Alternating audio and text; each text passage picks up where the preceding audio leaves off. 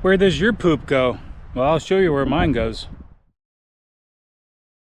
All right, ladies and gentlemen, welcome back to the channel. So I want to give you guys a little update here at Rice Acres. I wasn't able to film this process I'm going to show you here because, as you can see, I put down a track pad for construction. We had a lot of dirt come in for the house pad prep, and I was running my tractor like crazy, just trying to keep this place somewhat clean, dry, rut-free because the trucks were just getting stuck. But once we put this in, we're okay. So I wasn't able to film this process for you. This is where we're at Rice Acres. You can see I got the RV here now. Obviously, I got my temp service hooked up and all that stuff. And, you know, I've been trying to organize things because we're living here, trying to make it look somewhat presentable for when people come and also for ourselves.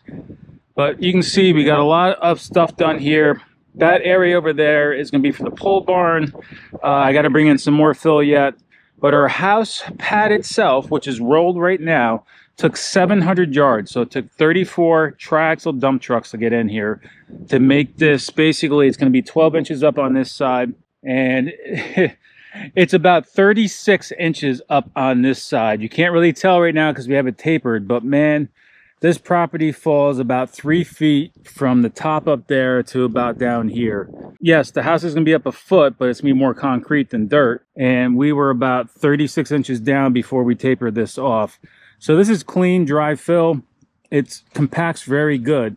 So what they're going to be doing next is they're going to be, you know, these pins here on the corner are just a 5-foot offset. So basically the house is going to start about right here. It does a lot of jogs. There's a front porch, there's a back porch. But you can see right here, I don't know if I said it in the previous video, but we're doing about 2,300 square feet. We're basically downsizing because we don't need that much. It's me, my wife, and my son. So we're going to have a nice big 3-car garage where one's going to be my shop. And we're going to have a nice big kitchen, living room. I think it's, the house called for 3.5 baths, but we're going to do 2.5 baths. We eliminated 1 bathroom just because we don't need that many bathrooms. And it's going to be 4 bedrooms. We got the master and all that stuff. So it's going to be a cool little ranch setup. So we're about 2,300 square feet, but basically the whole footprint of the house is about 75 by about 75 with the porches and everything else. What they're going to be doing is actually coming in here tomorrow. There'll be a couple days from when this video is shot. They're actually going to be doing the real true pins of the house, the jogs and everything else. And they're going to come in here and they're going to dig all the footings. It's basically going to be a monolithic pour, one shot with the footings coming up. You can almost say it's not like a haunch, it's kind of like a haunch footing on the end, and it's a one shot, right? So it's going to be built up, like I said, about 12 inches out of the ground over there, and it will be level over here with the driveway itself. I got to bring in probably about another, I estimated I need about 1,000 yards of dirt. We're not going to bring in that much because there's like another, you know, 8 to 10 grand worth of dirt. We're trying to work out some deals here, but obviously I got to build this up here to be able to come down from the driveway and have enough room for my wife to do her turning. Other people can park here. And then I'm also going to branch off and build that up there for the pole barn where all my equipment's going to go. Also, while they're prepping for the monolithic pour here for the footings, the plumber will come in and get all his stuff done underground. I'm not adding any floor outlets. I thought about it, but, you know, the way our house is laid out, I don't need any. So it's just going to be, plumber has to get all his stuff in and pitched out that way. During all that stuff. And then I also got a bunch of trenching done to hook up my well temporarily from the temp service, and also got a line out there for that heater. And then I also got a bunch of conduits all around my property up by the gate so I can do motorized gates out to feed the pole barn, you know, 2-inch sleeve across the driveway. So I got plenty of conduits all over the place here to be able to do electric, you know, probably do a light for a flagpole, put a flagpole up and all that cool stuff. So we got all that done too before they came in and did this house prep. So I was out here working till like 8 o'clock at night under a bunch of lights. I've been busy, that's why I couldn't be able to film most of this, and I just didn't, you know, I had to get the stuff done. I didn't have time to like really set up cameras. So unfortunately you kind of see it after the fact. We got the well put in. I upgraded the motor to 1.5 horsepower motor and 80-gallon holding tank. I got the rock off it right now because we have a cold front coming in. So I'm going to put a heater in there underneath that rock on a thermostat to keep that warm from freezing. We're going to put the rock over that because we're dropping down into the 20s and almost 19 degrees. And over here where this caution tape is, which I'm going to do another little row right here down low, but my son wants to do that, so I'm waiting for him to do it. This is our septic tank. So this is where our poopy's going to go for our house and currently right now while we're living in the RV. And that whole area up there that's built up is our leach field. But I got a temporary connection right here where I'm dumping my portable tank for my RV, you know, for my shower, my toilet, and everything else into the tank. So we got a 1,000-gallon tank, and we got 4 runs of 100 feet of that baffle new system set up for our leach field, and we do have room for expansion.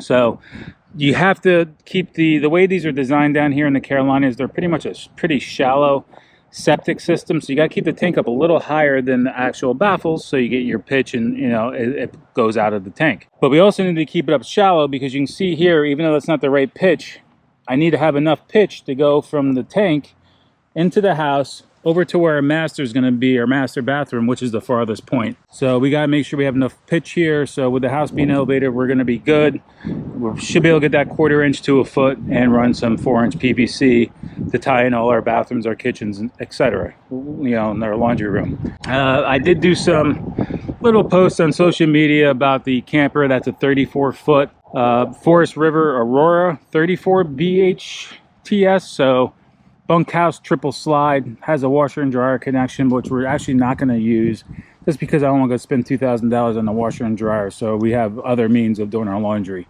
But I'm also going to do a little walkthrough on that. It has an outside kitchen, but that'll be a separate little video just so you guys can see where we're living temporarily while we're building this house and we're, you know, living out here. I got cameras, I got motion lights, I got all that stuff, but that's where we're at, guys. So my previous video, I said it cleared about almost 2 acres worth of property here. I probably shouldn't have cleared that much, because now I just need more dirt to bring in, but it is what it is. It's going to be all worth it. This is my last stop. We're going to clean some more of this up where I've been piling a bunch of debris, probably do some more controlled burns, and just keep, you know, pecking away at the remaining part of this property. But like I said in previous videos, this stuff that's brown right now, it turns beautifully, you know, green in the spring and the summertime. It actually looks pretty cool. It's kind of like ferny, and it blows in the wind, and it looks nice, and it fills all in. So, and all basically in the springtime, all this debris you see here, it will be all grown up with grass. So it's just gonna look like a bunch of, you know, grassy hills basically. So little update, guys. I don't want to drag this out too long. I wish I could have filmed more during this process, but my hands were full myself when I was doing this,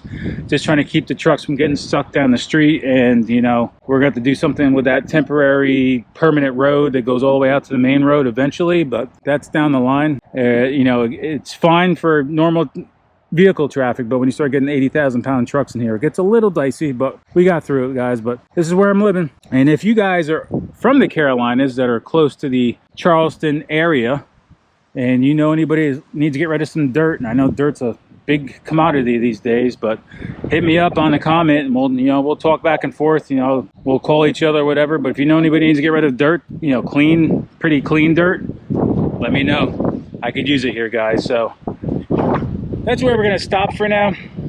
Like I said, I just want to do a quick little update for you guys and show you where we're at here at Rice Acres. And you can tell my hands are full, besides my normal job, to get this house finished and all done and ready to live in about 5 months. But along the way, I will show you guys some more things, and I'm hopefully going to be able to film some more things. Like when the pole barn goes in, hopefully, maybe, it all depends what my schedule is at work and if I could take any more time off to do some filming and show some other processes. But I will get some interior processes of things that I'm personally doing, like my shop and everything. We'll go through that, where, you know, basically my fishing headquarters and all that. That will definitely be filmed. But along the way here for framing and whatever I can get on film for you guys to show you, like maybe some processes if you guys are curious, which I'm hoping I want to, because that's why I rebranded, to show you guys more construction too. But I'll try to get as much on film as I can for you guys. And if you guys have any questions of this process, if you guys are looking to build a house yourself, hit me up. I've been in construction for 32 years, so I know what the process really consists of, and I can help you guys along the way as well. So appreciate you guys stopping by. As always, be safe on the water. I'll catch you on the water, or see you here from Rice Acres. Got a lot of work left in 5 months. Let's get it.